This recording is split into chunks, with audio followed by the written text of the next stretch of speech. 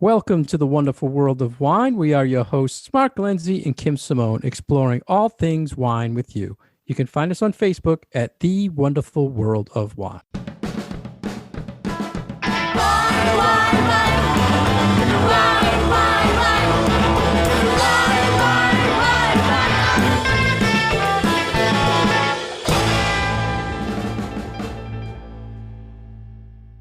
Hello again, everybody, and thank you for joining Kim and I today on The Wonderful World of Wine. We are here to talk all things wine. How are you, Kim? I'm well, Mark. How are you today? Everything is great. Great. Excited to talk more wine here with our listeners today. And the first story we found is a story that was I'm looking for it. Oh, the Ridge Winery, ridgewine.com, wrote a little article. They do nice blogs, and they wrote one about ingredient labeling. And you mentioned it, Kim. It just so happened it was kind of an advertisement for them, but because they are the kings of starting way back, probably 6 years ago now, they put ingredients on the label. And longer than that. It's been a while. They've always wanted to put it. From my understanding is they were getting... Oh, you know what I'm thinking of? They always would do like very, very detailed, like sort of wine technical notes on the backs of their labels. You know, they have their alcohol content down to 1/10 of a degree, and they always write like what the amount of acid in the wine is. But you're right, the actual ingredient label is a newer thing for them. But they were the first California winery to really want to give the consumer more information on the label. And I thought it would just be good to remind our listeners and review labeling and ingredients and this big movement to push to putting ingredients on. The gentleman at Ridge, they make fabulous Zinfandels and Cabernet. Paul Draper, I believe, is still the winemaker there. Mm-hmm. And it was in his article, he was saying how when they first approached the TTB, who regulates the labels, and said, hey, we want to put on the label exactly what is in this bottle. And the TTB said, we don't recommend that because it's not required. And he kind of freaked out about it. And over the years, he gradually started saying, I want to do this. I want to put it on. So I know you've been doing a lot of labeling classes lately, Kim.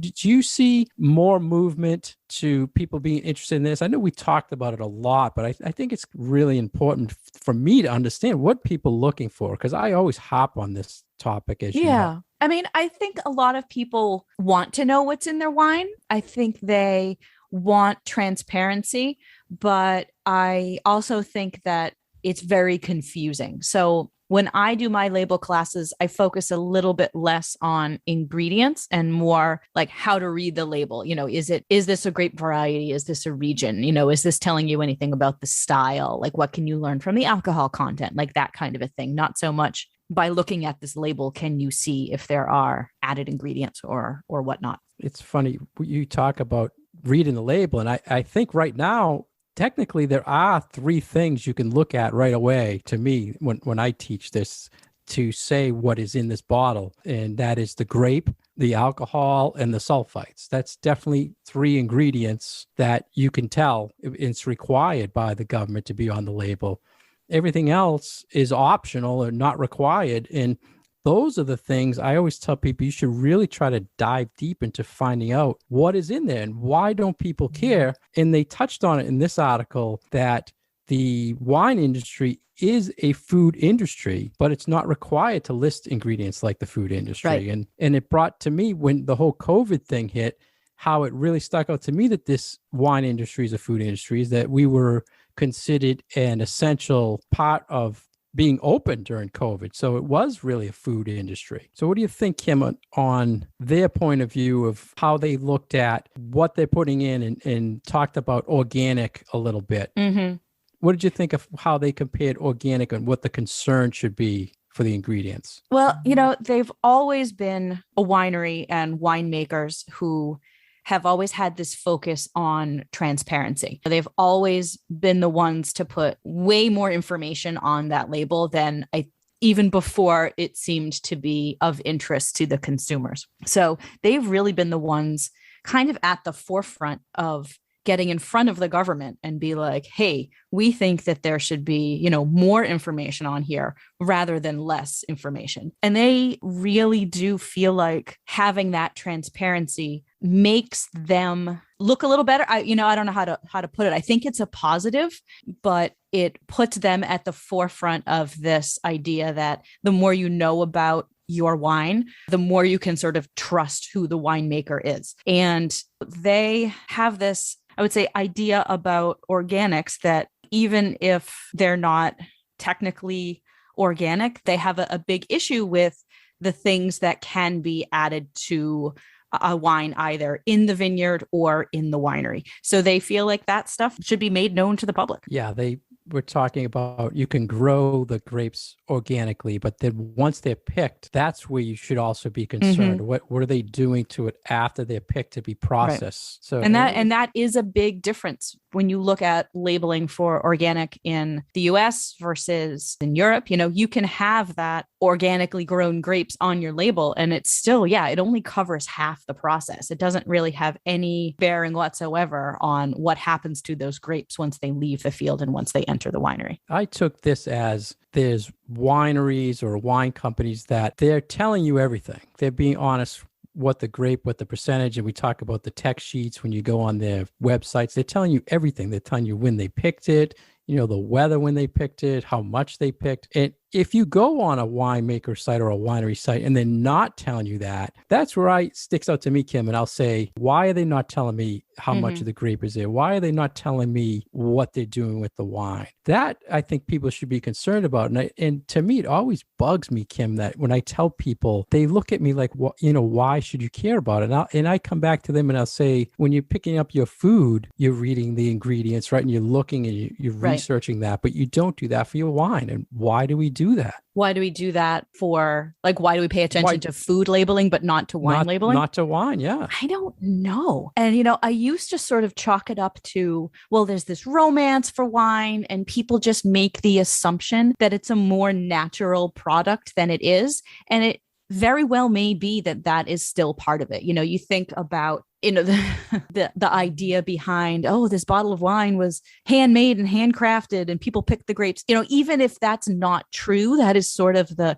mythology behind wine, regardless of if it's from, that doesn't have the same, carrots don't have that same sort of connotation. I think sometimes something like, a fresh ripe tomato or something that you get at the farmer's market has more of that connotation for people. But I just don't think that produce at the grocery store, when you buy a head of lettuce, that there's as much attached to it with this sort of mythology of what this product is really all about that wine has. So you think if they put all this stuff on the label, it would kind of ruin the romance of wine? I think it would. I'm not saying that I don't think it's a good idea, because I do feel like people should know what is going into their food. But can you imagine what a labeling on a non-organic head of broccoli would be like if they had to list all the pesticides that were used? Right.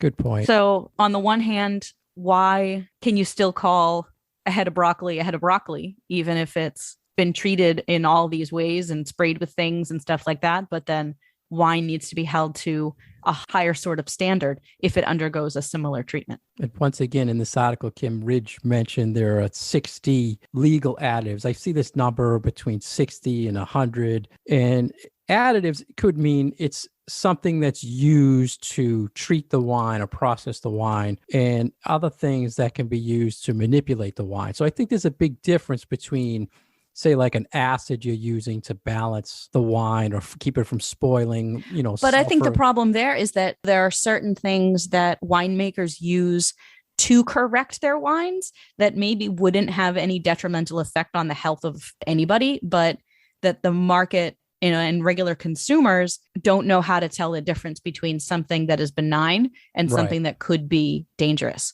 Right. And I honestly don't feel like consumers in general are educated in any way really about that. I mean, we hear all of these things about, pesticides are bad for you. But I mean, do we ever actually know what is on our apples, Right. And they always talk about it as additives. Right. And it really should be broken down in things that you're adding that you probably shouldn't be adding versus things that you're adding for good purposes, and I think they're going to put all these chemicals down and all these long terms. People are just going to get scared anyway. Yeah. I mean, we get scared when we see acid involved with the wine and stuff like that. So I just keep going back and forth. I want to know, but I really want to see is people be more concerned and want to try to learn a little bit about this. And I don't see it. I don't see the movement. Yeah, I really don't either. I mean, there's so much wine that is consumed out there. And I think a certain segment of the population will gravitate towards organic wine, but not at the level that people are looking for organic food products. What do you think about the comment they made, the terms fine wine versus high priced wine? It's a slippery slope. It's a tricky way to differentiate because usually it's that fine wine and high priced wine are, they go hand in hand, but that's not always the case. So yeah, it's like the marketing behind calling something fine wine. Why do we call something fine wine to begin with? Is it just price point? What is it really all about? Is it number of bottles that are produced? Is it reputation of the wine? Is it any of those other, and I'll go back to sort of romantic concepts that make a specialty bottle of wine have this sort of mystique about it? And for you, a high priced wine might be $40. For me, it might be $100. You know what I mean? Right. So, and same with fine wine. We all have different definitions of what those two. And it's so gray. Like it's such a gray area. Like what is fine wine? But how is he trying to relate that to ingredient labeling? Saying that a high priced wine should have, or a fine wine should, like. I didn't get his point. I think he's insinuating that that even if a lot of money doesn't, that there aren't additives and, different levels of processing, but it's very vague. And that's one of the reasons why after I read this article, I was like, oh, this is just an advertisement for Ridge, because it is quite vague the way that they're talking about, what should be in wine and what shouldn't be in a wine. And do we want to categorize things that way? They seem like the only people I see constantly trying to say this. There's so many small wineries out there, but people, they really don't promote it like Ridge is trying over the years. But yeah, they did have a good ending to it, saying if the U.S. does end up regulating or requiring putting ingredients on the label, that people should be telling you how they're processed more, as well as the ingredients. So what else are you doing? You're putting this in there, but how are you processing it? And that could go back to, like you mentioned earlier, when they're harvesting it, how they're harvesting it, and other things they might be manipulating, what they're using in the vineyards and stuff like that. So there's a difference between ingredients and the processing treatment, or the grapes being grown in the processing. So. And it's almost like you need to look at it as two separate sides of the same coin. You can do one thing in the vineyard and then do something completely different in the winery. So let me ask you this, Kim, when you do a label class and you're telling people these are the required things, I'm almost positive you're getting feedback saying, wow, I never knew that. I'm going to start looking for that. Right. Mm-hmm. So that's what kills me, is why, when we tell you these are the rules, this is the stuff that's going to help you read the label, they don't want to go the next level a lot of times. So let me research a little bit more of what's actually going in here.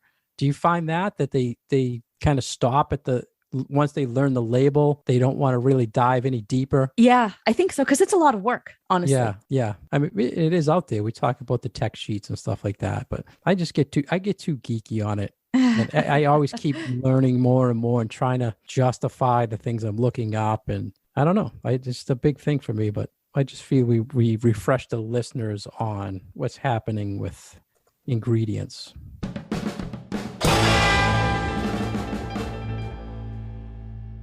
Thank you for listening to us today on The Wonderful World of Wine. We are your hosts, Kim and Mark. You can find more information about me, including classes, at commonwealthwineschool.com, and more information about Mark on his website, franklinliquors.com. And thank you for listening to us on Franklin Public Radio or on SoundCloud. Well, welcome back to The Wonderful World of Wine. We are Mark and Kim, and we are here as we are every week discussing trending topics in the wine world. And we wanted to talk a little bit now about some common aromas in wine tasting, how to put your finger on what it is that you might be smelling in your glass. And, we often talk about these common categories, these common ways to describe wine. And it really does always seem like it's a work in progress. It's something that's always changing. And we found a really cool website called Palm and Vine, which has some great graphics illustrating the tastes and aromas of wine. And I love when wine writers can turn what they do into something visual, because I think it really pulls the reader in, pulls the taster in. So I would definitely say check out palmandvine.com. Yeah. And as with the topic we just talked about, Kim, ingredients, aromas in wine is something a lot of times when we talk about, we're doing a tasting and we say, pick up the glass and what are you smelling? And you might say cherry or whatever. And people saying, well, I didn't know they put cherries. Yeah. In this wine, I always right? have to mention this in a tasting class. Yeah. So why don't you explain to the listeners how you would explain that? How would you say? So I tell people that when they've gotten to the point in their learning about wine, that this little light bulb goes off, they realize to ask the question, hey, is there blackberries in my wine? Are there peaches or apple in my wine? Like, is that where those aromas are coming from? That's when I feel like they're really engaged, because they're starting to think outside the box. They're not just saying, oh, this smells like wine. Oh, this tastes like wine. I don't know. I don't have the words to put to this description. So when people like that little light goes off and they're like, wait a minute, is there something else in here? And it's like, no, now we get to talk about why. Like, why is it that you are smelling and tasting these things that you wouldn't ordinarily associate with grape juice? And I always tell people, if you have a glass of Malbec juice and you have a glass of Malbec wine, they are going to taste so different from each other, even if that fruit came from the exact same plant even, and were picked at the same time, because fermentation does these things to the juice. It changes it, it rearranges the chemical compounds and the chemical bonds in the juice through the magic of fermentation. So you get so much more aroma and more interesting aromas out of a fermented beverage than you do out of a non-fermented beverage. So because of those changes in the chemistry of the juice, there are these compounds that to our palate and our nose and our brain remind us of these other things, because they are also those chemicals that might be found in an apple or in a banana or in a green bell pepper. It's kind of geeky, when you get down to the science of it. You're not making it up. You actually are smelling those compounds. I love to talk about the green bell pepper one, because that one is one that I feel like can really stand out to people. And also it has been a chemically, scientifically documented compound in wine, in certain wines, that if you get that green pepper smell, it is the same exact chemical compound that you would find in a green bell pepper. So I just think that that's so cool. I like how you said the light goes off, because how many times like, bing, light bulb. we're tasting wine and you're smelling and you're smelling something, but you can't identify it. And then someone in the room will say green bell pepper, and you say, oh my God, that is it. So a lot of times that light goes off when someone else detects something that you just can't put, your words to it. And over time, as you keep tasting and tasting, those things stick out more, because you're making these memories of, oh yeah, that's what bell pepper smells like, or that's what cherry smells like in this wine, and that's what this smells like. So yeah. And there are some that are easier to pick out, I think, than others. So like that bell pepper one, stick your nose in a glass of New Zealand Sauvignon Blanc and think grapefruit. I think that's another really easy one for people to learn. So there are some that are way more subtle, or some that might not be food smells, food aromas or food flavors. So we would be like, why do I want to taste leather or stones or tobacco or dirt or fall leaves, in your wine? And it's this whole combination of, well, it's taste, but it's also mostly smell.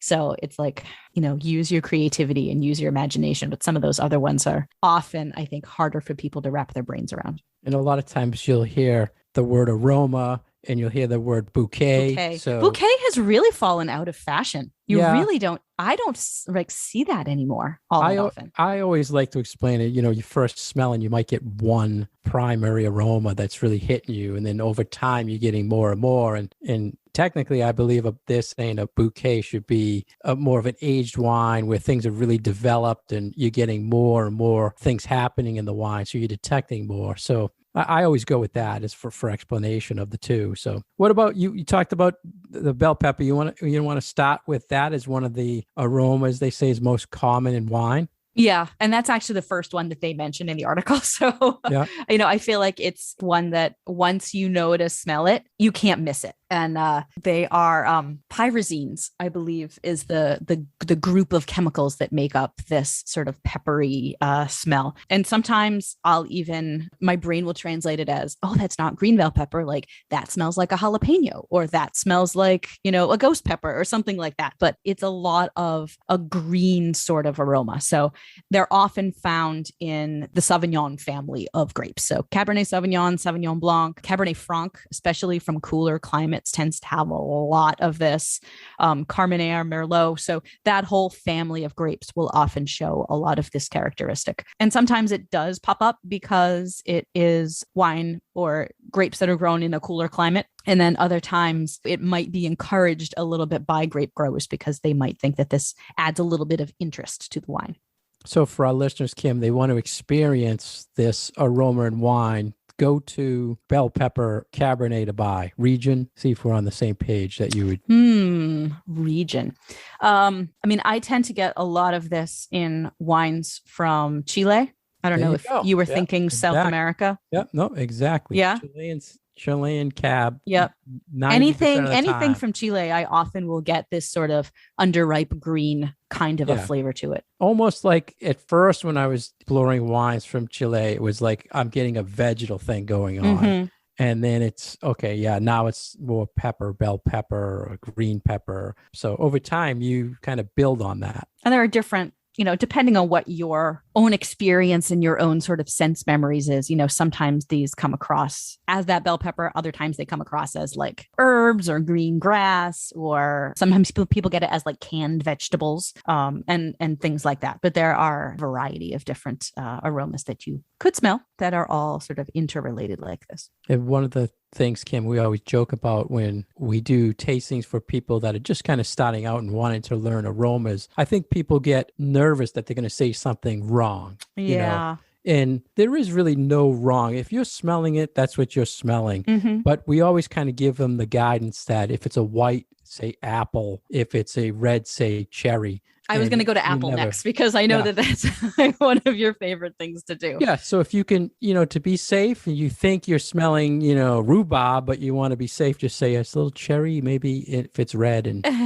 you won't look like you totally freak someone out with what you say. So let's go to another fruit, apple, very common. Yes. In wine, green apple, baked apple, red apple, apple skin. It goes on and on. Yeah. And some people get really sort of esoteric and they're like yellow apple or red delicious apple or Granny Smith apple. I would say Granny Smith. Sometimes I will put my finger on because it'll have like a apple plus like a green kind of tartness to it. So often I will describe something as Granny Smith apple or cooked apple. I might say this is like baked apple because it reminds me of like applesauce or pie or something like that. So that's its own, I think, difference, but that's usually associated with other aromas that are going on, like vanilla or spice or, some of these other things that pop up in this article, but just on its own.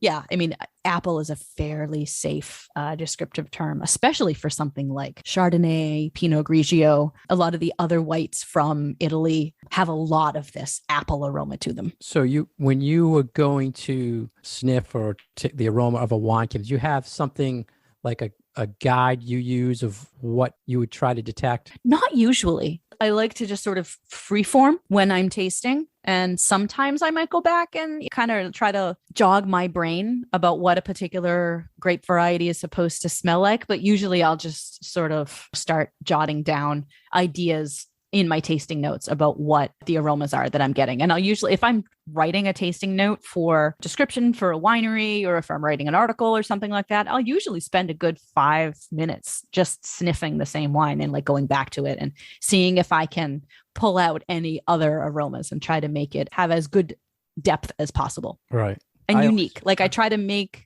it unique, because otherwise all your tasting notes just end up being apple and lemon, apple and lemon, apple and lemon, you know.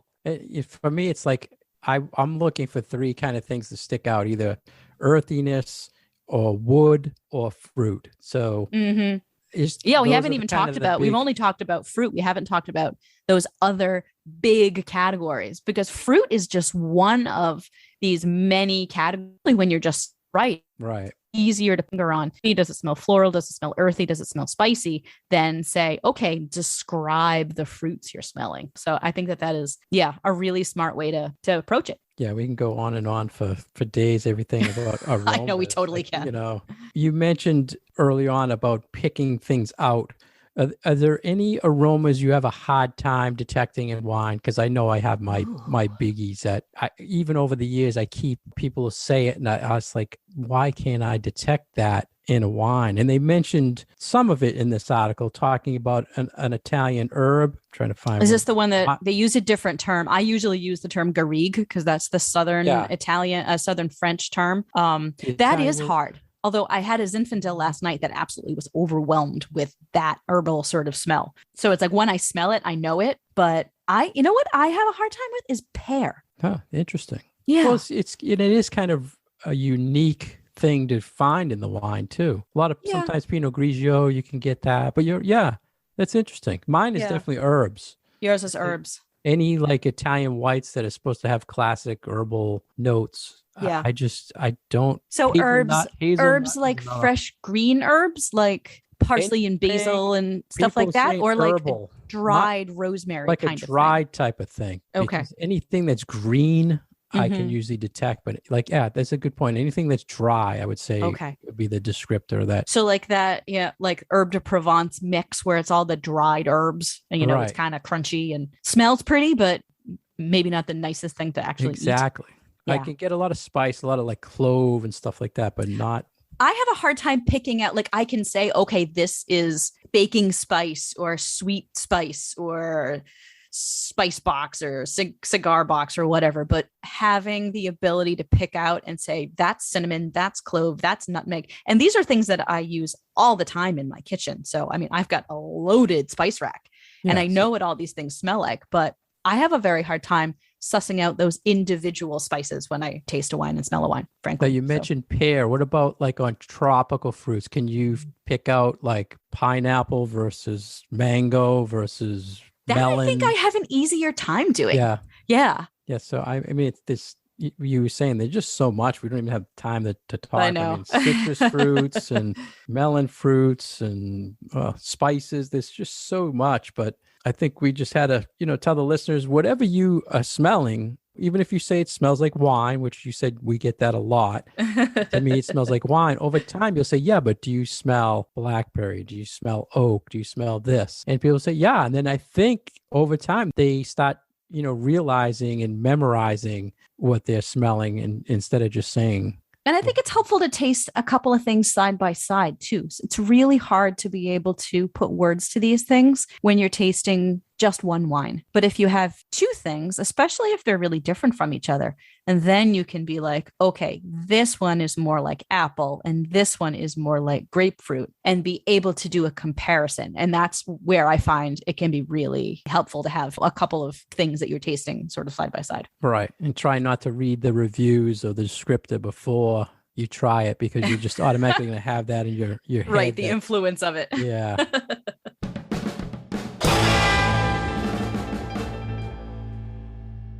Thank you for joining us today on The Wonderful World of Wine. We've been your hosts, Mark Lindsay and Kim Simone, exploring all things wine with you. You can find us on Facebook at The Wonderful World of Wine. You can find our past episodes on SoundCloud or iTunes.